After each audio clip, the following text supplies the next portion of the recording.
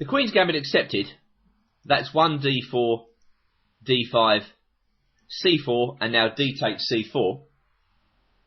It's a simple and unpretentious way to handle the black pieces. I also think it's a good way of playing for the win. Over the course of the next 90 minutes on this DVD, I'm going to furnish you with a repertoire for black in the Queen's Gambit accepted, which I believe will stand the test of time and give you good results.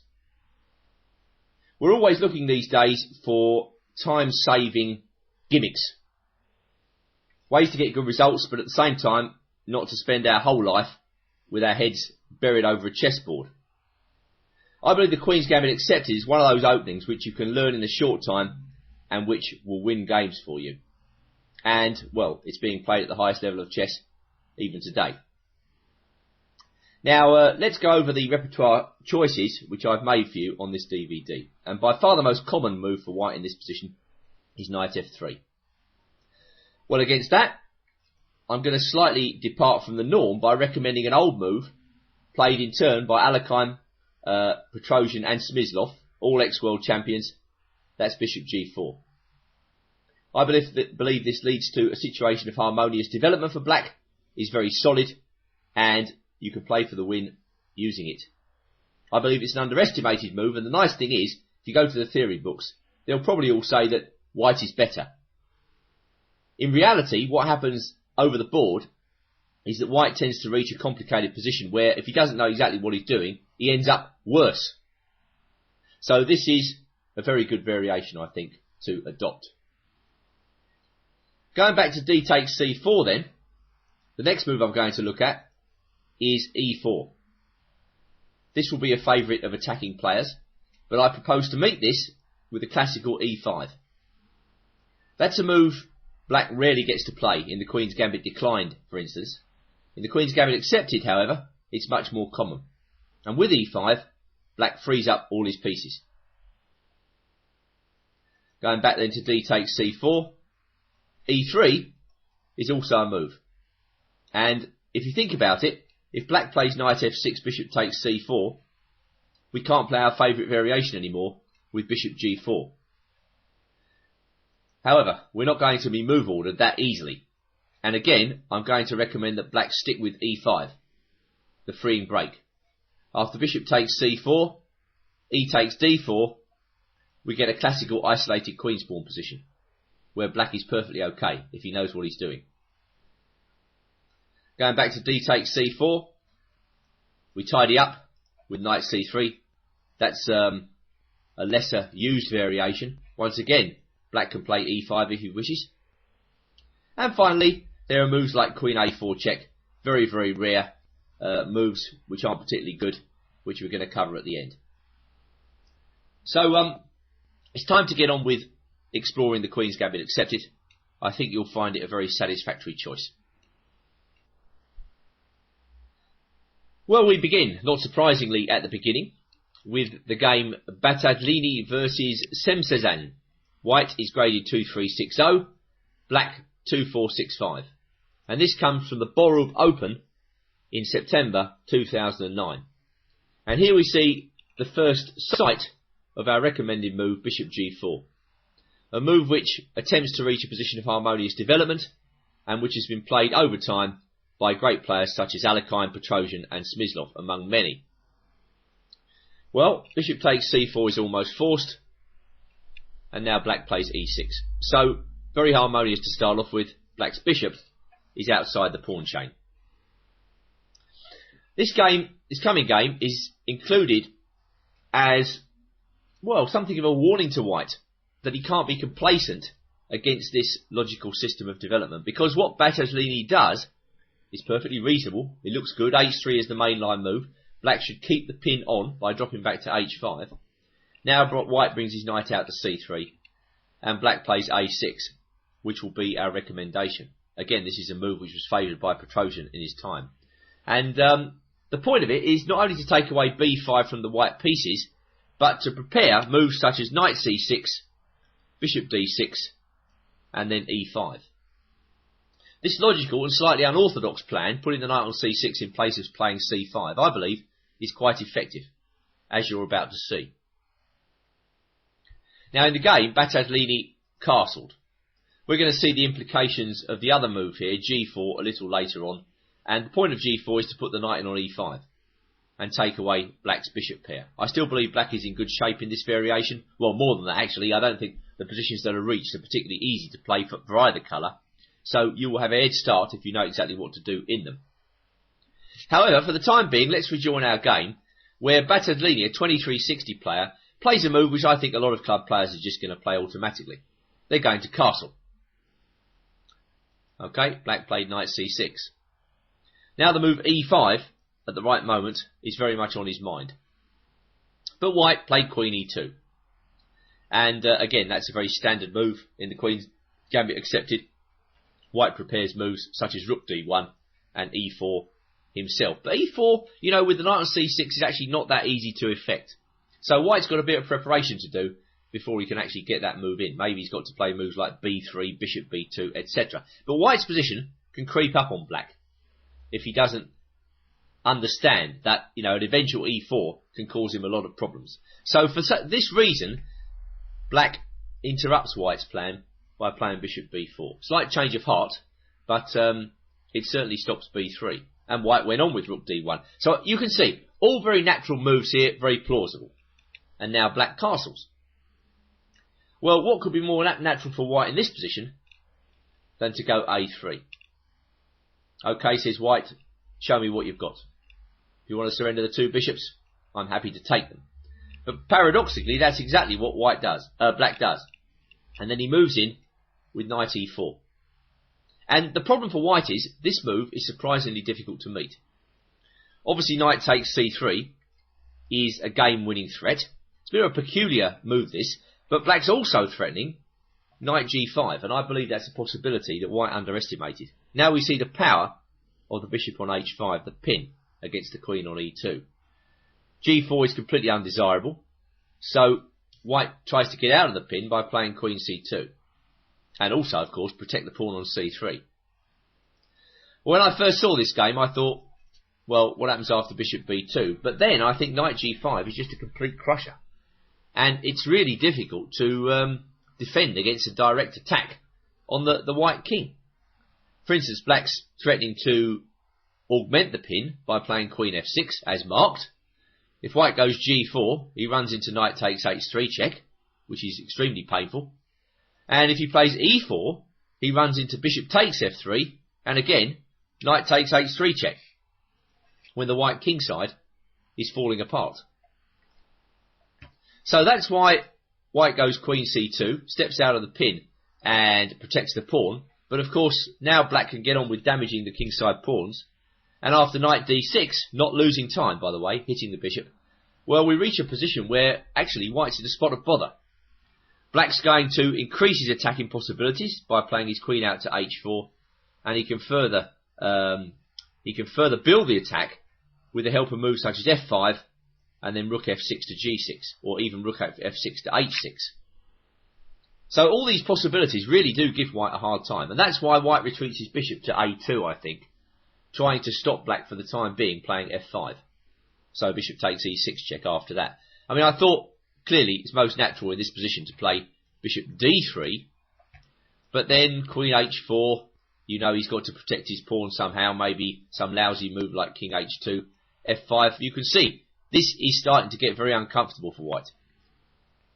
So that's why this guy plays bishop a2, queen h4 anyway, king h2, queen h5, attacking f3. White grovels with his queen back to e2. But now our old friend, the knight, coming back to e4, revisiting the scene of the crime. The pawn is pinned on f3. He's threatening knight takes c3 one more time. Knight g5 is also a dangerous threat. So I think white actually, probably after 18 moves, is almost lost in this position. Out of nowhere. Well, of course, black can go knight g5 straight away in this position. He goes knight e7, adding more fuel to the fire. Now knight g5, when white was threatening to bring the rook on a1 into the game. e4, what else? Knight takes h3, king g3, knight g6, and after 21 moves, white's completely bust and decided to resign. Threats include queen h4 check, and then one knight to f4. So that was a complete drubbing for white, and yet over the first 10 or so moves, you couldn't have said that he did anything wrong. It seemed like he was playing impeccably in the Queen's Gambit accepted. So that's how the Bishop G4 variation can work for you in an ideal scenario. I don't think this game is really implausible at all at, let's say, sub-master level. I mean, let's not forget, white was 2360 here and got crushed. So, time to move on now to some more critical lines. My next game comes from the Solin Rapid Tournament in 2002 between Vlatko Kovacevic, Grandmaster graded 2500, and Oleg Romanishin, a very original player who in those days, 2002, was graded 2562. It's our favourite variation where white plays h3, bishop h5, knight c3, we play a6, preparing knight c6, bishop d6, etc. And white goes g4, which is the critical move. After bishop g6, white intends to play knight e5 and take away the bishop pair from black. Well, as I said at the outset, I don't think these positions are particularly easy to play for either colour. But black's play for the time being is straightforward. He wants to eject white's knight from e5 as quickly as possible. Thus, knight takes g6 is the recommended move. And now Kovacevic played bishop f1, which is a sensible redeployment of the bishop. The bishop is coming to g2 as quickly as possible in order to create pressure on the long diagonal. Now, if white doesn't play bishop f1, his overall pawn structure is not that great. Black's plan, in general, is to strike at the white centre quickly, and so perhaps c5 will come into the frame if white just made a neutral move. But if you look at the position, it's not that easy for white to find neutral moves in this situation. I mean, I suppose you could say queen f3 is a natural enough move. Well, against that, of course, black has to change tack now that he's being attacked on the light squares. And a plan similar to the one played in our game comes into effect, with black playing c6, queen c7, and who knows, maybe even e5 at the right moment. White's problem in this position is that he lacks a safe haven for his king. So probably before e5, black would be thinking about developing the bishop on f8 first. Okay, well, Kovacevic played bishop f1, that's the main line, and Romanishin sensibly blocked the long diagonal and got his queen to c7, which is a fairly harmonious position for the queen. Now, there are two ideas for white. In Kovacevic versus Romanishin, white played just bishop d2, deferring any judgment with his king for the time being. Kovacevic understands it's good to keep flexible for a little while in this position and see what black's up to. In the game Klebel versus Kraut, Germany, 1998, white preferred castles.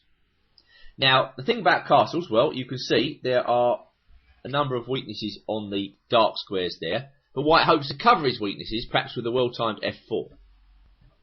Well, Kraut got on the case immediately with the enterprising move, castles on the queen side, and that's the combative option I'm going to recommend to you. White played rook b1 and black played e5. That's, of course, the point in playing the king to c8 anyway in this position. We want to get e5 in and maybe even get a kingside attack together. White played b4 and black now played knight b6, answering b5 with a takes b5, knight takes b5, c takes b5, rook takes b5, and now e4. This was quite an optimistic piece sacrifice by white. So just going back to knight b6, could white have done any better? Well, of course, he could have been more patient with the move b5, but there's no doubt about it. Black is getting very good play against the isolated queen's pawn here by playing simply e takes d4 and attacking the pawn on d4. If white defends with his bishop on e3, then black has plenty of control over the light squares in the centre to call his position at least equal. So, in the game, white went in for this piece sacrifice. Black blocked with e4, and now white played queen b3. But black now exploited the slowness of white's attack. White's 1 or 2 tempi away from touching down here by playing the excellent knight takes g4, creating threats of mate on h2. Rook d1 was played, and now another gut ripper by black. Rook takes h3. Well, you know, this is very, very dangerous. Obviously, if white takes the rook, it's checkmate in 2 moves. Meanwhile, going back, if he leaves the rook on the board, let's say he plays some move like bishop d2, then black has the extraordinary move, rook h1 check. That's the main threat. And again, this wins immediately. If he takes with the king, it's mate. Takes with the bishop, in comes the queen. So that's why, going back to the game, white played king f1, rook h2, again threatening just to strip white's position open completely with rook takes g2, bishop d2, knight c4, easily covering all the bases. Rook c1 is met by knight takes d2 check. So white is basically lost. The game finished. Bishop takes e4, rook takes f2 check, king e1, rook takes d2, yes, easy chess. Bishop takes b7 check, king d7, rook d5 check, king e6, rook e5 check, knight g takes e5. The game is still going on, I don't know why. Queen a5, excellent stuff, and after d5, white resigned, without bothering to wait for king f6. So, a fairly unusual and extraordinary game, but it just goes to show that after castles, black can castle on the opposite side, with plenty of chances. Now going back to Kovacevic versus Romanishin, white played bishop d2, which is altogether more flexible. And now black brought his knight into the centre. Knight to d5. Alright, another very sensible move, I think, just offering the exchange of knights. In the game Borchgrevink versus Johannesson in Bergen 2001, that's exactly what happened. But, you know, black was in no trouble whatsoever after queen b3, bishop e7, king e2, and now queen b6.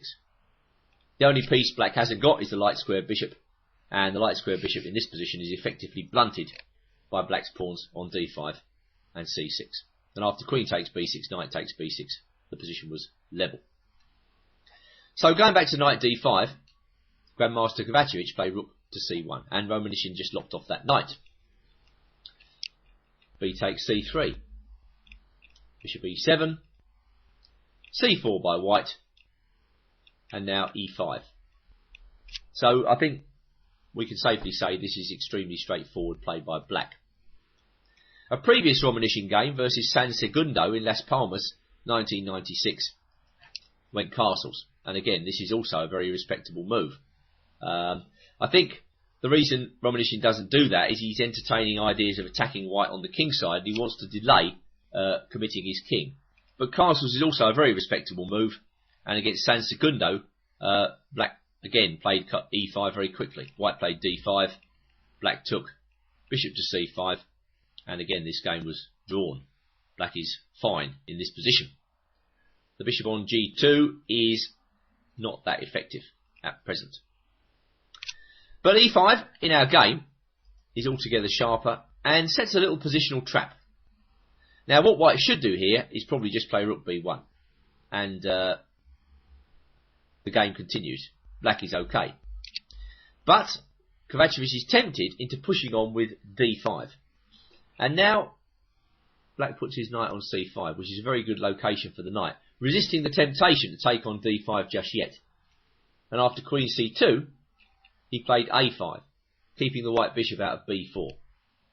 So I think white has no particular reason to claim any advantage in this position. As I say, that the only piece he hasn't got, black, is the bishop on g2, but at the moment the pawn on c6 is forming an effective barrier against that bishop, and black's knight on c5 is at least the equal of the bishop on g2, and will be for some time to come. So white just played rook b1, and black castled. Alright, now bishop c1. Well, he wants to play his bishop to a3, that's clear, and perhaps eliminate the knight. But now Romanishin powered in with f5. Why not take active measures in this position? White's king is stuck in the centre. Well, he can castle, of course, but I very much doubt the king side is a particularly safe haven for the white king. f5 is logical. It opens up the rook on f8 and intends to get to work on the f-file. Black shows that his position is not without attacking promise when he plays such a move. Anyway, Kovacevic is playing like a man really who doesn't like his position, and he takes on c6. I think it's better probably here to play e4. Well, after f takes e4, there's a trade, bishop b4 check, and white's got to spend the game with his king in the middle. I don't know how you view this position, but again, I think it's perfectly satisfactory for black. For instance, you can start with queen f7. D takes c6, b takes c6, bishop a3. Kovacevic wants rid of that knight. This time, after e4, of course, it's a bit different. Knight e6 is very strong, eyeing d4. And also, the f4 square might be a very fruitful place for the black knight in the upcoming play. So one can understand the motivation behind bishop a3, but now e4 is very good. Just blocking in that bishop on g2.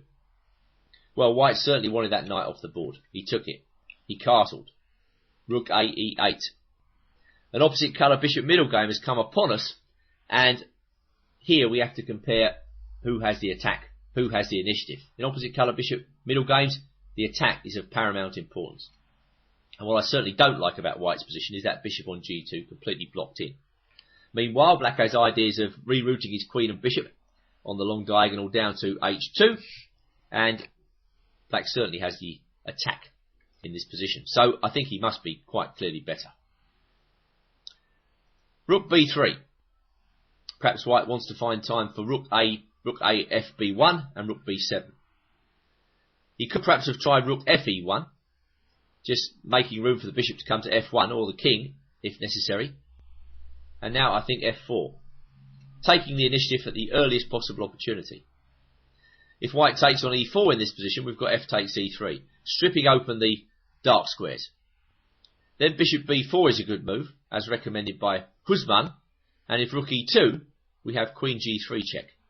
This is very embarrassing, for if bishop d2, bishop d6 completes our ideal configuration with black. That's what we wanted to do when we started this attack. So going back to rook fe1 and then f4, white may take on f4, queen takes f4. Well, again, we're threatening not only bishop takes f2 here, but bishop d6. If rook e2 to defend, we keep pushing that pawn with e3. This ruthless stripping open of the white king is going to pay heavy dividends. King goes to h1, queen to g3, threatening bishop d6, queen to b3, and now bishop e3. And white is in really serious trouble here. Black's threatening rook f2, and the attack is incredibly strong. Going back to the game then. Rook b3, a4. White cannot execute his plan. Rook b1, f4. Powering through. Bishop takes e4. Well, if he takes f4, queen takes f4, we know what the game is. Bishop d6 is threatened. If rook b d1, trying to buy black off by sacrificing the exchange, rook e6 is very good, with twin ideas of bishop d6 and rook e f6, augmenting the pressure against f2. Black's attack is running on oiled wheels in this line, as you can see. So back at the game, bishop takes e4 was played, f takes e3, king g2, white's trying to get his king off the dark squares, e takes f2, bishop takes g6, but carnage comes on the dark squares nonetheless. Rook e3. Well, that was a very good and thematic game by Romanishin, and again gives a good illustration of black's chances in this somewhat unfashionable and neglected line.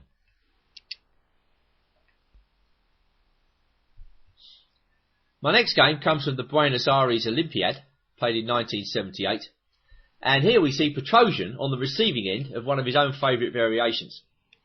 He's playing white against Roman Dzyzikashvili, a name well known to American chess players.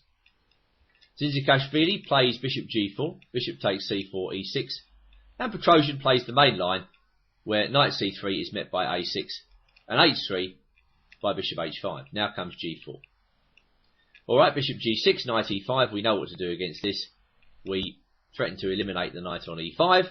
Petrosian took on g6, and then pushed forward with g5, which is a principled move in place of bishop f1, which we've already seen.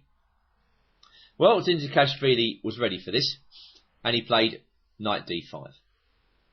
The point of this move is that after knight takes d5, e takes d5, bishop d5, we have c6.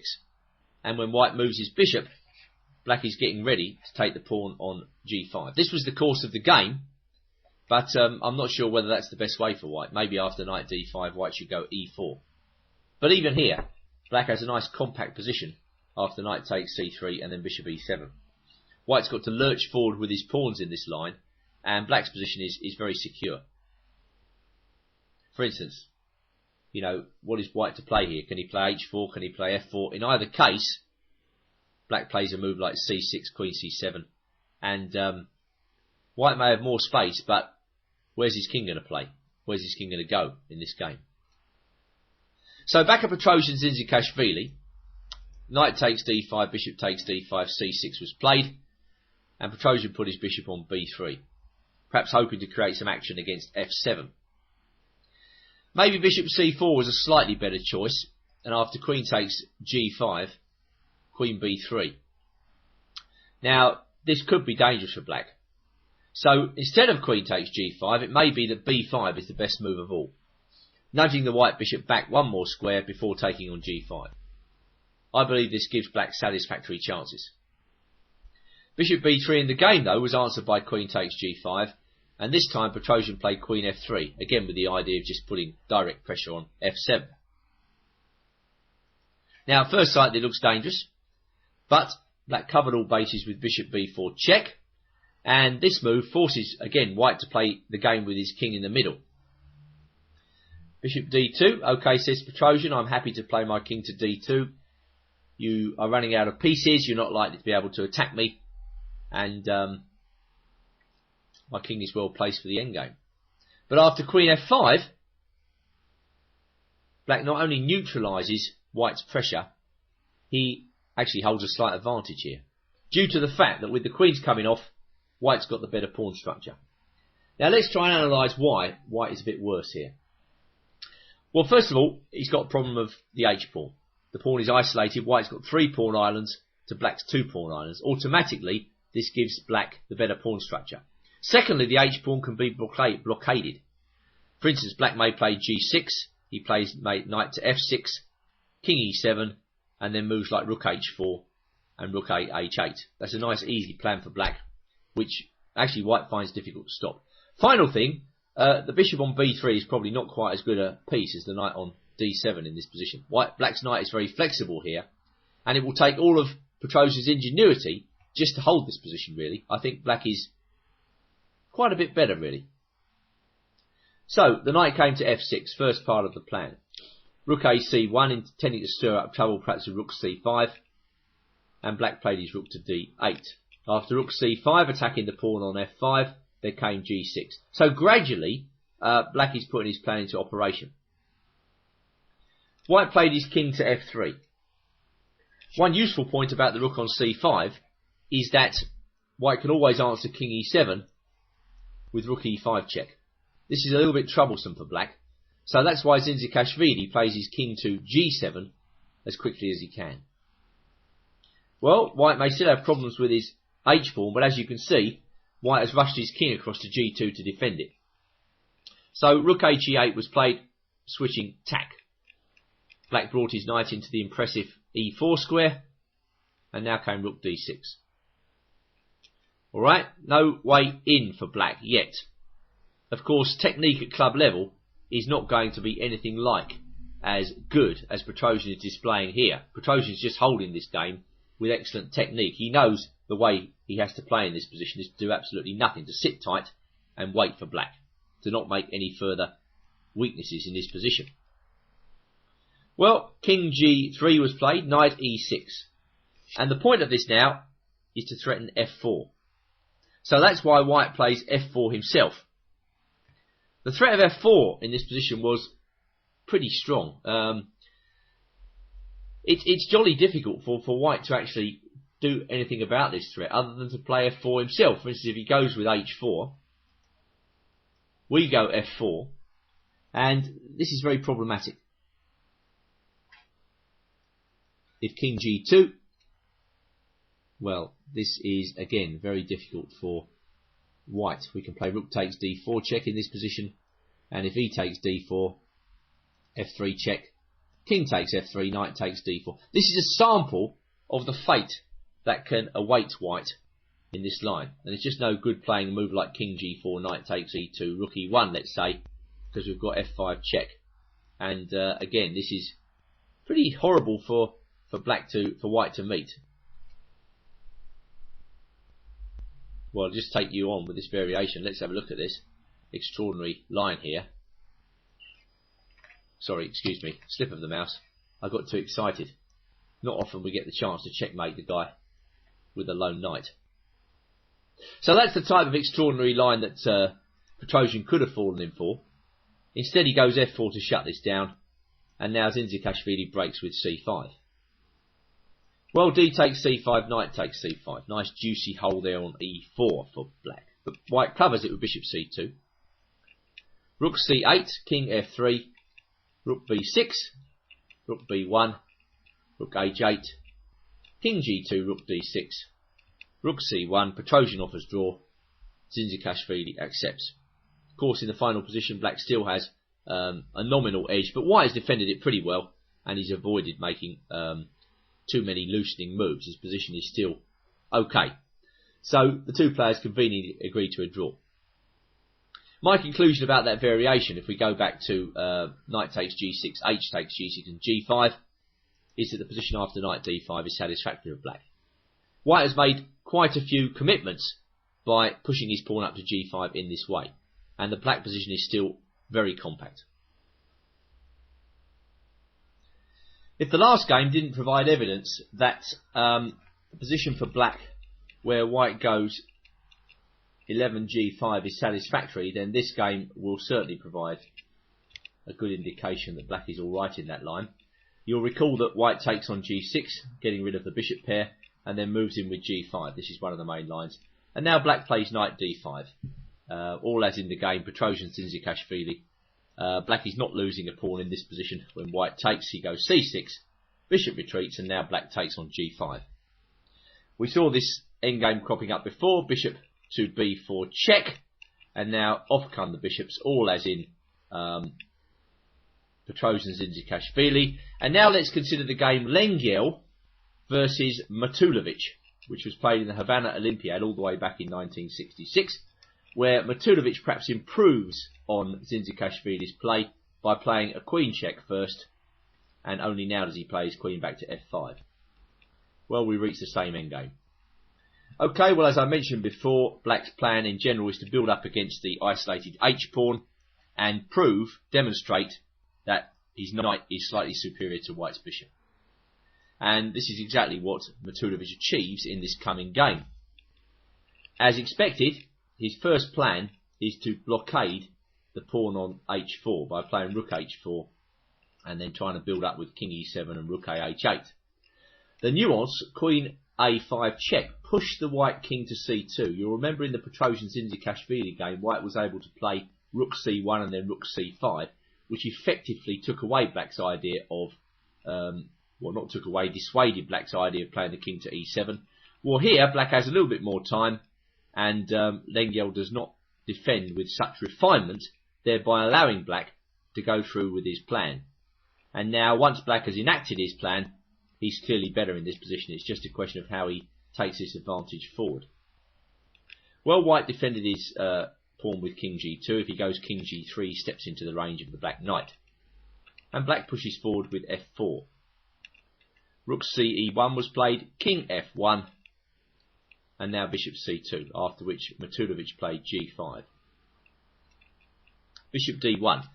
Well, white can play a move like e4 in a position like this, but the problem with that move, it puts a pawn on the same colour square as his bishop, where he doesn't really want it, and it gives black the chance to perhaps even launch an immediate attack with the help of the move f3. I'm not saying this is what black will do, I'm just saying it's a possibility in the position. Black can even perhaps try to play a move like knight h5 here, and now threaten f3 directly, or redirect the knight via g7 to e6 to put pressure on d4, and again maybe think about playing f3 and then knight f4. There are various redeployment plans for black in this endgame which make white's life uncomfortable, Therefore, Lengyel decides to keep the pawn on e3. Well, black takes, getting rid of his double pawns, and now he plays a5. Again, fixing a white pawn on the same colour square as his bishop. Good technique. Bishop f3, king e7, rook c1. White is studiously avoiding the move e4. Rook cf1, well, you know, when I first saw this game I thought, well, what about rook c5 in this position? Well, that just runs into g4.